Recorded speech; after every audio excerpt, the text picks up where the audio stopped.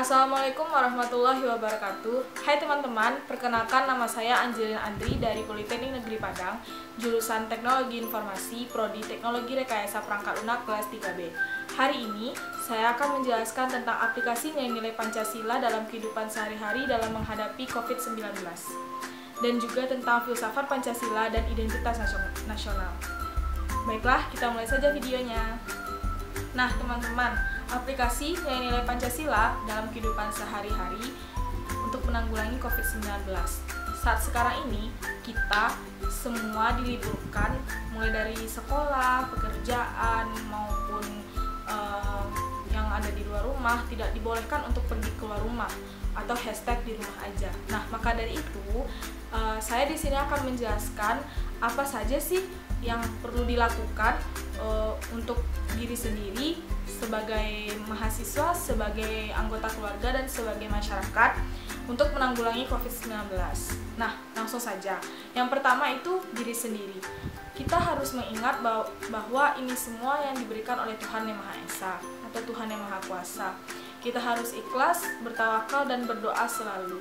Yang kedua, kita itu harus selalu menjaga kesehatan diri kita sendiri, menjaga pola makan, menjaga fisik kita, menjaga tidur kita, agar kita tidak terserang oleh penyakit.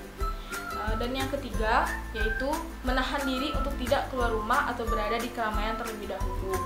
Karena tidak bisa dipungkiri bahwa apabila kita keluar rumah, bisa saja virus masuk ke tubuh kita. Maka dari itu, disarankan untuk tidak keluar rumah terlebih dahulu untuk mengurangi penyebaran virus corona tersebut. Yang kedua, yaitu sebagai mahasiswa. Sebagai mahasiswa, menurut saya yang pertama itu adalah menjaga kesehatan untuk bisa terus kuliah di rumah atau kuliah online, menjaga pola makan, menjaga waktu tidur juga, supaya kita bisa terus melaksanakan kuliah daring ini atau kuliah online ini. Kemudian jangan membuat tugas bersama teman. Bagaimanapun itu, usahakan untuk tidak membuat tugas bersama teman di rumahnya ataupun di mana untuk bertemu. Usahakan tidak membuat tugas bersama teman. Yang ketiga, menahan diri untuk tidak keluar rumah dan tetap stay di rumah saja tanpa nggak perlu keluar rumah dulu gitu, intinya nggak perlu kumpul-kumpul dulu, nggak perlu ada di keramaian dulu untuk mengurangi penyebaran virus corona ini. Dan juga ingatkan kepada teman kita, jangan sekali-sekali keluar rumah terlebih dahulu. Dan yang keempat, yaitu bagi yang merantau, diusahakan untuk tidak pulang kampung terlebih dahulu, karena kita tidak tahu apakah yang ada di diri kita itu baik-baik saja atau tidak. Kita tidak mengetahui itu. Apakah ketika kita pulang kampung kita memberikan penyebaran virus kepada keluarga kita tidak mengetahuinya. Kemudian sebagai anggota keluarga, saling mengingatkan, saling mendukung, saling sinergi. Nah, saling mengingatkan di sini adalah mengingatkan jika tidak boleh keluar rumah, harus stay di rumah dulu. Kemudian apabila keluar rumah dirasa perlu, kalian menggunakan masker. Beritahu ke keluarga, gunakan masker, dan setelah keluar dari rumah, cuci tangan, karena kita tidak tahu apa aja yang kita temui di luar. Dan yang terakhir itu sebagai anggota masyarakat. Jangan keluar rumah terlebih dahulu, jangan pergi ke rumah tetangga terlebih dahulu, jangan berkumpul-kumpul dengan tetangga terlebih dahulu. Kemudian apabila ada barang yang harganya naik, yang jumlahnya makin sedikit, jangan diborong, karena itu akan berdampak pada orang lain. Orang lain tidak dapat, sementara kita yang punya dan orang lain nggak dapat gitu.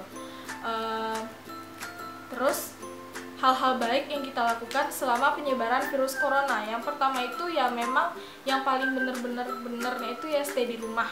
Karena stay di rumah itu mengurangi virus yang masuk ke tubuh kita sendiri. Kemudian yang kedua, apabila keluar rumah dirasa perlu, gunakan masker, kemudian bawa hand sanitizer, dan juga apabila keluar rumah dirasa perlu dan pas pulang dari rumahnya itu kalian cuci tangan, benar-benar harus dicuci tangan bersih-bersih.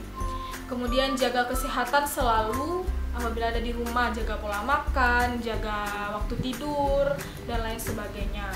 Mengurangi kumpul-kumpul terlebih dahulu. Nah, aplikasi nilai Pancasila dalam kehidupan sehari-hari dalam menanggulangi COVID-19 ini saya sudah jelaskan. Itulah hal-hal yang dapat kalian lakukan ketika kalian di rumah aja dan ketika kalian sedang mengisolasikan diri di rumah saja.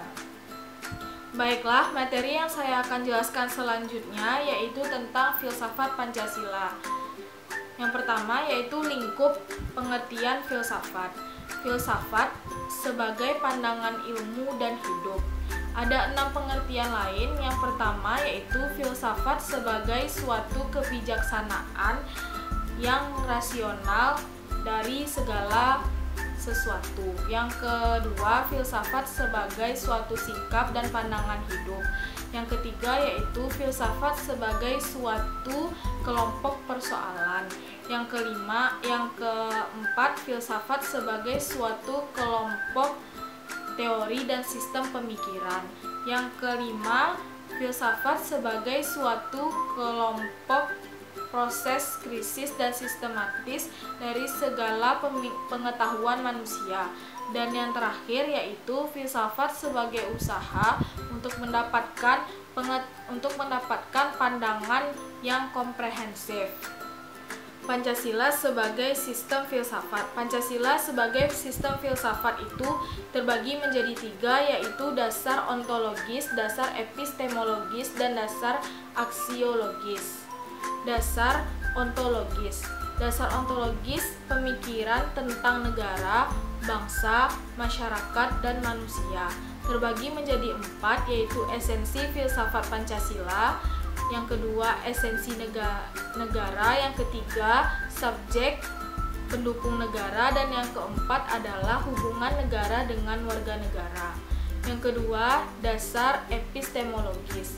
Dasar epistemologis adalah sebagai suatu pengetahuan interstruktur logis dan konsisten implementasinya. Terbagi menjadi 4 juga, sumber pengetahuan, sistem pengetahuan, dasar kebenaran pengetahuan, dan cara mendapatkan pengetahuan. Yang ketiga, yang terakhir yaitu adalah dasar aksiologis. Dasar aksiologis yang terkandung di dalamnya hierarki dan struktur nilai di dalamnya, konsep etika yang terkandung di dalamnya. Terbagi menjadi 3, yaitu hakikat nilai, sumber nilai, dan struktur nilai. Selanjutnya, saya akan menjelaskan tentang piramida pembuktian Pancasila. Piramida pembuktian Pancasila kita bisa membayangkan segitiga atau membayangkan piramida yang ada di Mesir. Itu terbagi 5. Bagian atas itu sila pertama, bagian bawah itu sila kedua, sila ketiga, sila keempat, dan sila kelima. Bagian ke atas sila pertama itu mengandung ketuhanan, yang kedua itu kemanusiaan, persatuan, yang ketiga, yang keempat kerakyatan, dan yang kelima keadilan. Sesuai dengan pada sila-sila Pancasila, yang pertama itu ketuhanan yang Maha Esa, yang kedua kemanusiaan yang adil dan beradab, 3 persatuan Indonesia, yang keempat kerakyatan yang dipimpin oleh hikmah, yang kelima yaitu keadilan sosial bagi seluruh rakyat Indonesia. Sumber hukum. Sumber hukum yang saya ketahui itu ada 2. Yang pertama itu adalah sumber hukum formal dan sumber hukum material. Sumber hukum material juga terbagi 2, yaitu nilai dan juga fakta. Pada sumber hukum formal, yaitu sumber hukum yang mengatur dan mengikat tata cara pelaksanaan dalam mempertahankan dan mengawasi peraturan dari sumber hukum material, kayak badan pengawas, seperti badan pengawas dari sumber hukum material, agar sumber hukum material ini peraturannya tetap baik dan selalu seperti itu gitu. Contoh dari sumber hukum formal yaitu hukum acara pidana dan hukum acara perdata. Kemudian sumber hukum material, yaitu sumber hukum yang memberitahu peraturan apa yang akan mendapatkan hukuman dan hukuman-hukuman apa yang akan didapat jika melanggar peraturan tersebut. Contoh dari hukum material yaitu hukum pidana, hukum perdata, dan hukum dagang. Selanjutnya, pada pembukaan Undang-Undang 1945 ada 4 alinea. Nah, 4 alinea ini terbagi menjadi 2, yaitu sumber bahan dan sumber nilai. Pada sumber bahan dan sumber nilai ini ada 3 alinea, alinea 1, 2, dan 3, di mana pada alinea per-1 itu hukum kodrat dan hukum etis. Dan yang alinea 2 itu cita-cita kemerdekaan, sedangkan alinea ketiga yaitu hukum Tuhan dan hukum etis. Dan yang terakhir adalah sumber bentuk dan sifat. Sumber bentuk dan sifat ini sudahlah pasti di alinea keempat, yaitu hukum filosofis atau Pancasila. Baiklah, dan yang terakhir yang akan saya bahas yaitu tentang identitas nasional. Identitas nasional merupakan manifestasi nilai-nilai budaya yang tumbuh dan berkembang di dalam suatu bangsa dan menjadi ciri khas suatu bangsa sehingga menjadi pembeda antara bangsa lainnya. Identitas berasal dari kata identity yang artinya ciri-ciri, tanda-tanda, dan juga jati diri yang melekat pada seseorang atau sesuatu sehingga menjadi pembeda. Sedangkan kata nasional pada identitas nasional merupakan identitas yang melekat pada kelompok-kelompok yang besar yang terikat antara satu sama lain oleh kesamaan-kesamaan tujuan dan keinginan serta cita-cita. Parameter identitas nasional. Parameter identitas nasional merupakan suatu ukuran atau pola yang digunakan untuk menyatakan sesuatu adalah menjadi ciri suatu bangsa. Indikator identitas nasional yang pertama yaitu pola perilaku yang tampak pada masyarakat. Contohnya adat istiadat, kebiasaan, dan juga tata kelakuan. Yang kedua yaitu lambang-lambang yang ada pada suatu negara atau bangsa. Contohnya bahasa, lagu kebangsaan, dan juga bendera. Yang ketiga yaitu alat yang digunakan untuk mencapai suatu tujuan. Contohnya teknologi dan juga bangunan. Yang keempat, tujuan dari suatu bangsa yang akan dicapai yaitu yang pertama itu prestasi dan juga budaya unggul. Selanjutnya, unsur-unsur identitas nasional Indonesia berdasarkan ukuran parameter sosiologis. Yang pertama adalah suku bangsa. Suku bangsa adalah golongan khusus dan bersifat aspektif atau sudah ada dari lahir, setara dengan umur dan juga jenis kelamin. Yang kedua adalah kebudayaan.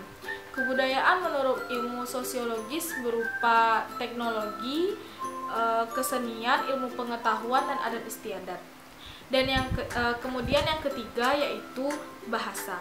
Bahasa identitas nasional yang bersumber dari salah satu lambang suatu bangsa. Dan yang terakhir adalah kondisi geografis. Kondisi geografis ini ada secara alamiah karena terbentuk oleh bumi, kemudian menjadi suatu identitas nasional. Nah, selanjutnya yaitu unsur-unsur pembentuk identitas nasional. Yang pertama adalah unsur sejarah. Unsur sejarah di sini adalah di mana bangsa Indonesia sudah berjuang dan terus berjuang sampai mendapatkan keberhasilan dari perjuangannya tersebut. Maka dari itu, hasil perjuangan itu sudah mengkristal di jiwa bangsa Indonesia sendiri. Kemudian dari perjuangan tersebut, bangsa Indonesia menjadikan perjuangan tersebut identitas nasional.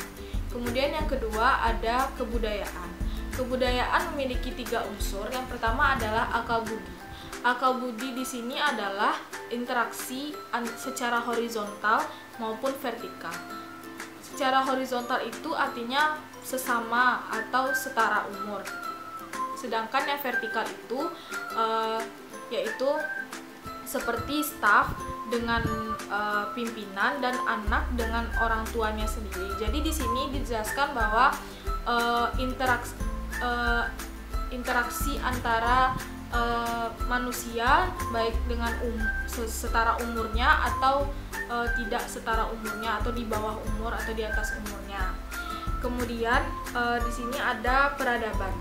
Peradaban yang dimaksud menurut identitas nasional adalah ekonomi, ideologi, politik, sosial, dan hankam. Dan yang terakhir adalah pengetahuan. Pengetahuan yang ingin dicapai yaitu prestasi anak bangsa dan juga karya anak bangsa. Prestasi anak bangsa seperti kemenangan dalam taekwondo, kemenangan dalam lomba renang dan lain sebagainya di dalam nasional ya, dalam nasional ataupun internasional. Dan yang kedua itu karya anak bangsa. Karya anak bangsa seperti pembuatan teknologi, seperti pembuatan jam tangan untuk mendeteksi detak jantung dan lain-lain sebagainya. Kemudian selanjutnya budaya unggul. Budaya unggul di sini adalah seperti memotivasi diri kita sendiri. Kita melihat kebaikan dari orang lain, seperti apabila orang lain bisa, kenapa kita tidak bisa gitu. Jadi seperti memotivasi diri kita sendiri, yaitu kita harus melakukan yang terbaik dan kita harus menjadi yang terbaik juga. Selanjutnya yaitu suku bangsa. Suku bangsa sudah tidak asing lagi di telinga Indonesia, bahwa suku bangsa di Indonesia ini beraneka ragam. Beraneka ragamnya suku bangsa Indonesia telah banyak kita ketahui dan telah banyak kita tahu informasinya. Kurang lebih 300 suku bangsa di Indonesia. Suku bangsa yang beraneka ragam dengan bahasa dan dialek yang berbeda pula. Selanjutnya adalah agama. Masyarakat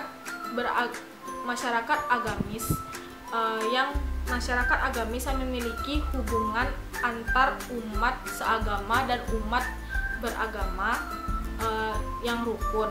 Di Indonesia sendiri, agama itu sudah disahkan 6. Yang pertama itu Islam, yang kedua Kristen, yang ketiga Katolik, yang keempat Hindu, yang kelima Buddha, dan yang terakhir adalah Konghucu. Dan yang terakhir adalah bahasa. Bahasa sendiri menjadi alat untuk berkomunikasi antar sesama manusia di Indonesia lah, menggunakan bahasa Indonesia. Bahasa Indonesia merupakan bahasa Melayu yang dimana sudah ditetapkan oleh pemuda Indonesia pada saat pengucapan Sumpah Pemuda. Nah, bahasa Melayu sendiri banyak digunakan oleh bangsa Indonesia. Nah, itu tadi penjelasan tentang aplikasi nilai Pancasila dalam kehidupan sehari-hari dalam pencegahan COVID-19, tentang filsafat Pancasila dan identitas nasional. Semoga video ini dapat membantu teman-teman semuanya. Sampai jumpa di video selanjutnya.